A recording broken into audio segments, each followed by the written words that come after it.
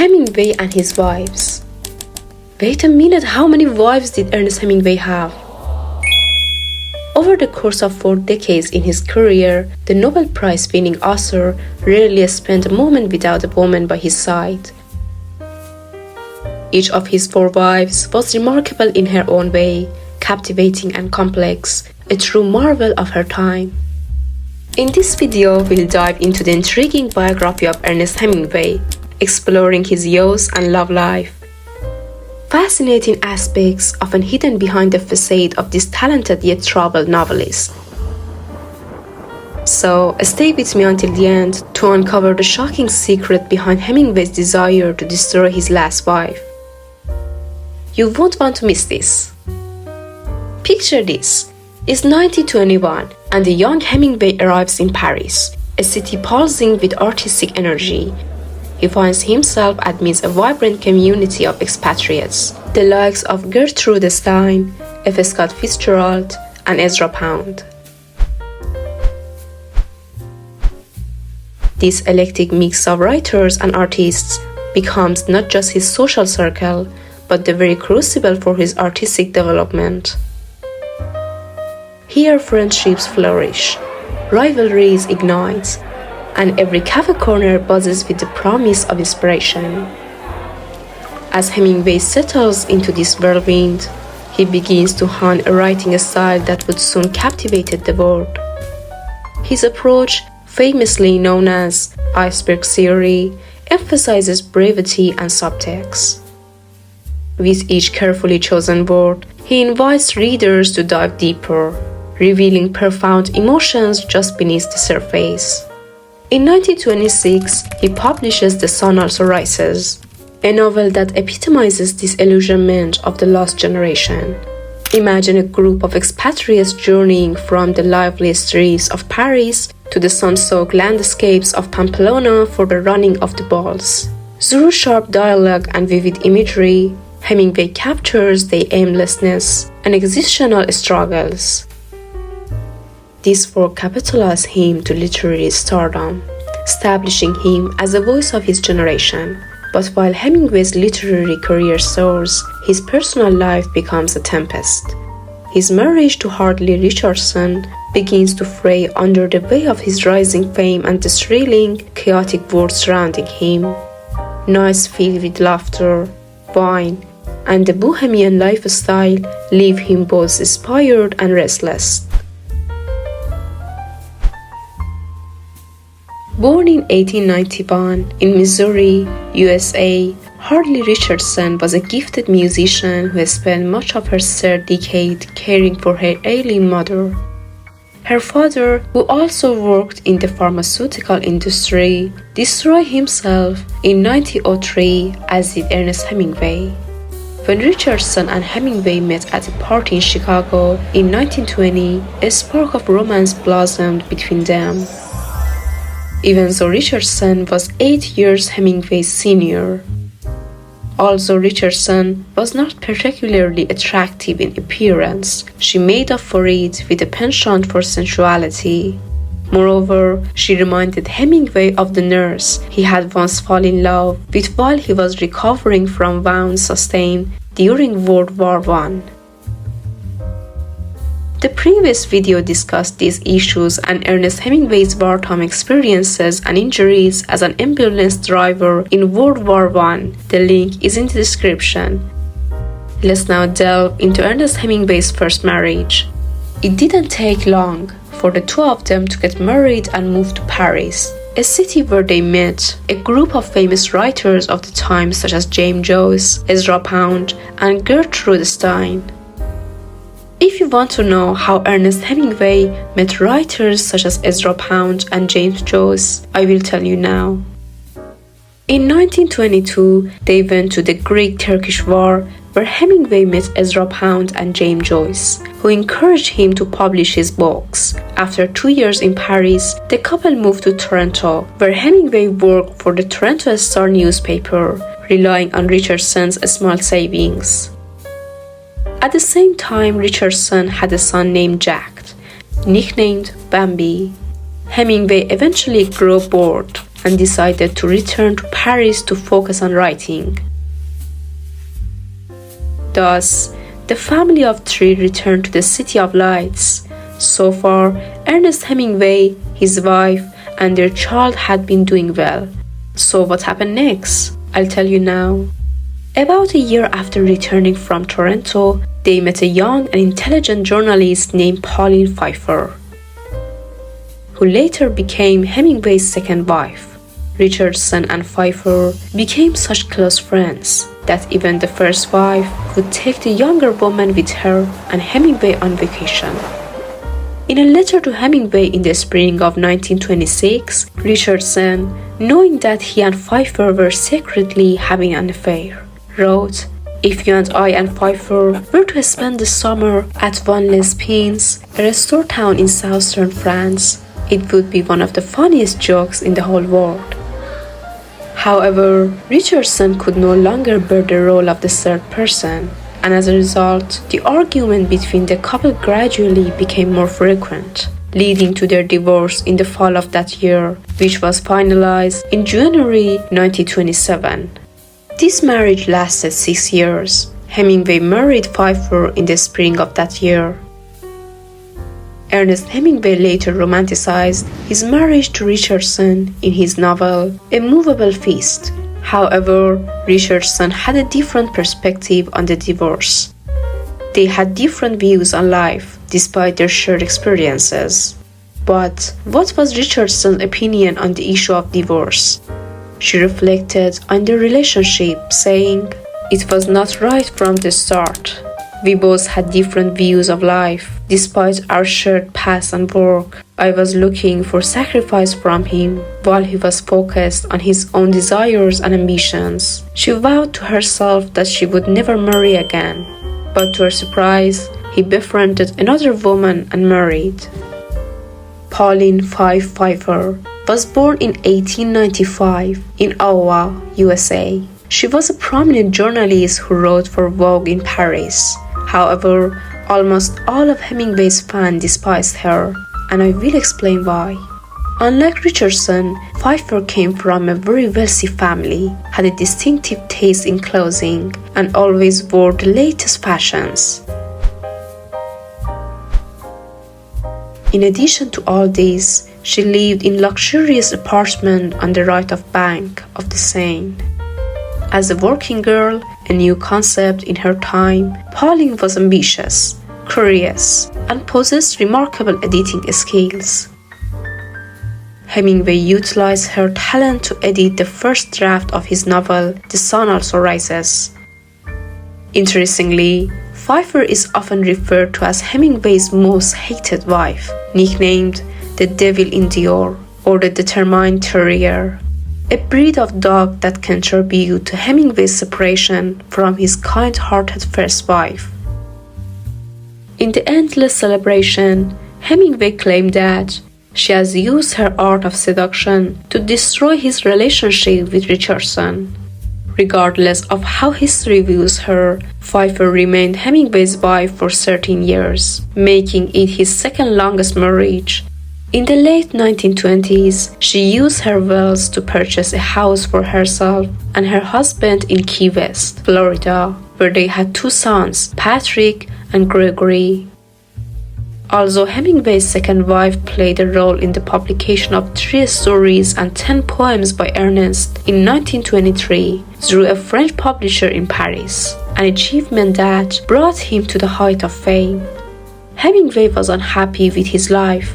He lamented, "Writing cannot be a source of livelihood for me. Since the day I began writing, I have been unable to heal the wounds of my financial life. Either I wrote for nothing, or people read for nothing." But karma is real, and I'm telling you what it did to Mrs. Pfeiffer now. A decade later, Hemingway had become one of the world's richest writers, and by that time, history had repeated itself.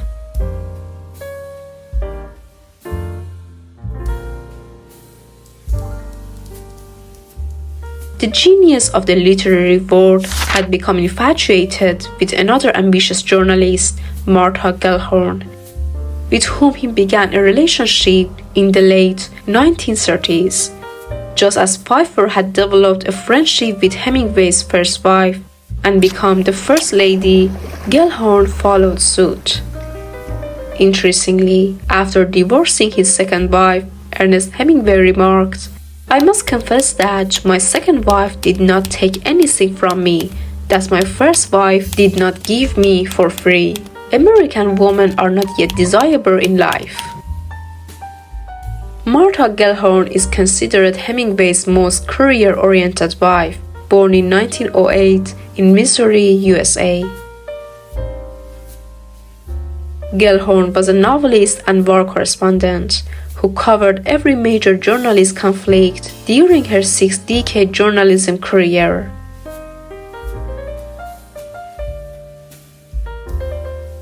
Gellhorn and Hemingway met in Key West at Hemingway's favorite restaurant, Sloppy Joe's, in 1936. Blondie, witty, aristocratic, and highly intelligent, Gellhorn easily connected with the famous author by discussing politics, war, and his foreign travels. She also befriended Pfeiffer and persuaded her to spend 2 weeks at Hemingway's garden for a vacation.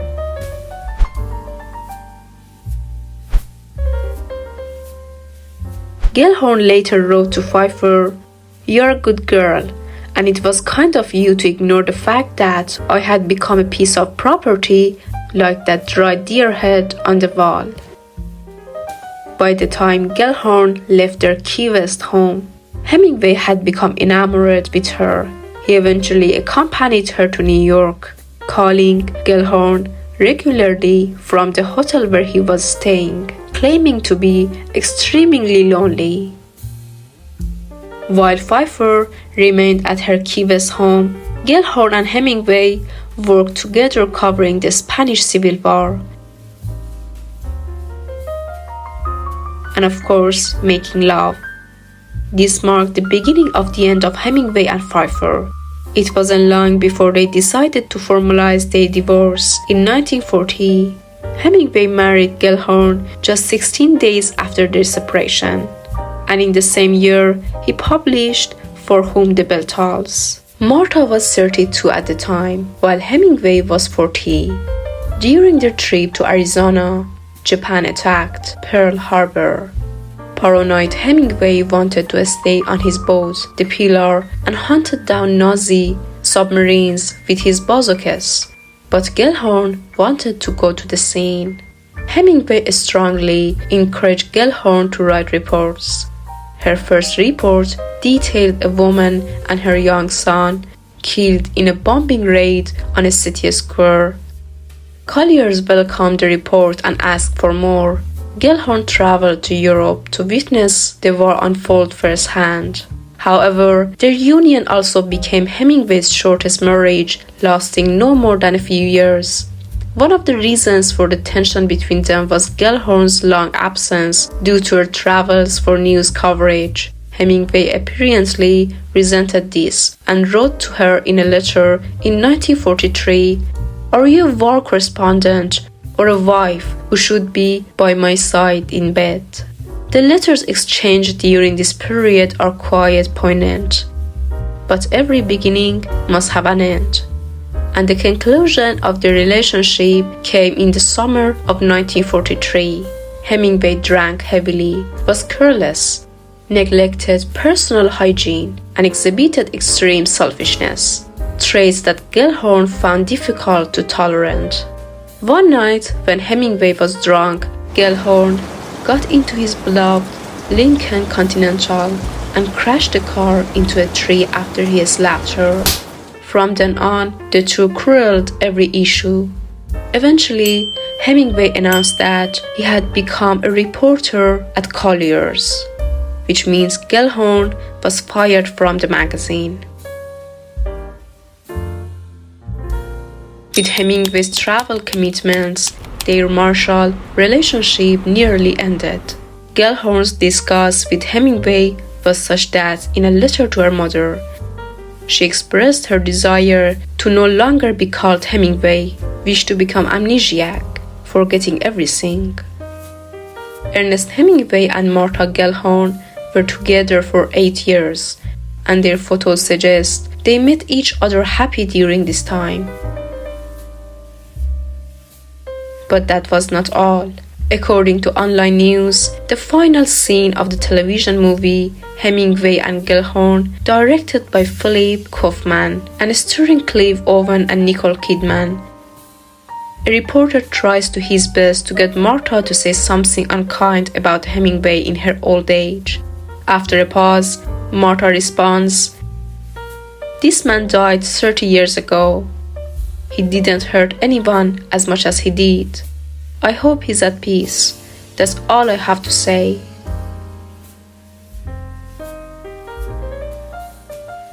In real life, Martha Gellhorn never spoke ill of Ernest Hemingway. Even among friends, discussing Hemingway was frowned upon. This was largely a matter of good manners and secrecy. Of course, the role of pride in her silence cannot be ignored. Gellhorn, as she put it, did not want to be a footnote in someone else's life. While it is not surprising that someone might seek to make a name for themselves through a failed marriage to a famous writer, Gellhorn was, above all, a journalist who wrote about justice and the hardship of ordinary people. She wanted to be remembered for these reports. In short, their life together was unusual and competitive. For whatever reason Hemingway had in mind, he began playing that old game again. It wasn't long before Gellhorn found herself in the same position that Pfeiffer had occupied, now playing the role of a not-so-distant ex-wife, while Hemingway's new mistress, the journalist Mary Welsh, waited to take her place.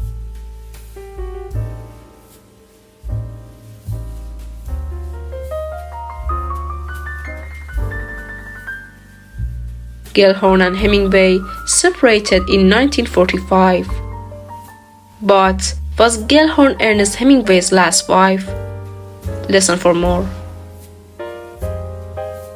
Mary Welsh, born in 1908 in Minnesota, was a journalist in London when she met Hemingway in 1944. Unlike Gellhorn, who displayed her cult and pursued her ambitions as much as Hemingway, or even more so, Welsh was a working-class woman who seemed very content with the attention her husband received. Both were married when they met, and both decided to end their marriages for each other. This marked Hemingway's fourth trip down the aisle and Welsh's third. In March 1946, the couple married in Cuba. But that same year, Welsh suffered a miscarriage. They lived in Cuba for than 12 years, during which time Hemingway fell in love with an Italian woman who could have jeopardized his relationship with Welsh. In 1959, the couple moved to Ketchum, Idaho, where they settled. As Hemingway's mental health deteriorated, Welsh signed consent forms in 1960 allowing for electroconvulsive therapy. Unfortunately, these treatments were ineffective. The following summer, Hemingway destroyed himself by shooting himself in the head.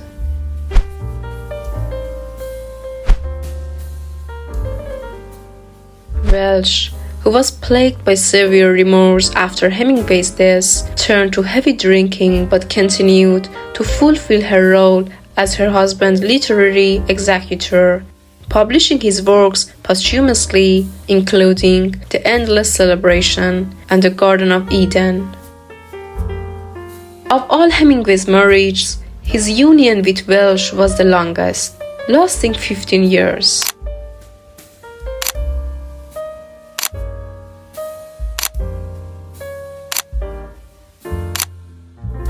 1961 was the year of Hemingway's silence. But was Ernest Hemingway an angel or a devil? Ernest Hemingway attempted to join the NKVD, the Union Security Agency, before his 1941 trip to China. Earning the nickname Argo, He had meetings with Soviet agents in London and Havana and showed the willingness to cooperate. However, he failed to provide any significant political information, leading to his disconnection from the Soviet agents later that year. Ernest Hemingway even interfered in the lives of F. Scott Fitzgerald and his wife Zelda, writing to Fitzgerald that separating from her would hinder his progress as a writer, despite Fitzgerald's passionate love for his wife. Hemingway's mother Grace dressed him as a girl when he was a child. Hemingway's third wife, Martha Gellhorn, attributed his difficulties with women to his relationship with his mother. Hemingway inherited his father's depression and suffered from mental illness himself. Ernest Hemingway's life was marked by brilliance and turmoil, shaped by his relationships and inner demons. Despite his literary genius, he faced personal conflicts that complicate our understanding of his legacy. As we reflected on his profound impact on literature, one question remains. How do we reconcile the man behind the words with the complexities of his personal life? Tell me in the comment section below.